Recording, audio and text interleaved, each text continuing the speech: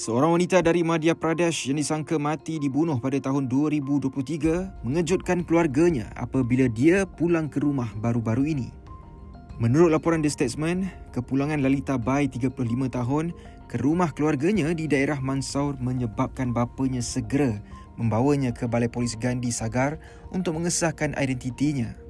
Sebelum ini, keluarganya telah melakukan upacara pengebumian berdasarkan pengecaman terhadap satu mayat yang ditemukan dengan tanda fizikal seperti tatu di tangan dan benang hitam di kaki. Berdasarkan pengecaman itu, 4 individu iaitu Imran, Shahruh, Sonu dan Ijaz telah disabitkan bersalah dan dipenjarakan. Namun sebaliknya, Lalita mendakwa dia sebenarnya mengikut seorang individu ke kampung Banipura sebelum dijual kepada individu lain dengan harga kira-kira RM225,000. Sepanjang tempoh kilangan, dia berada di kota Rajasthan dan hanya berjaya melarikan diri baru-baru ini.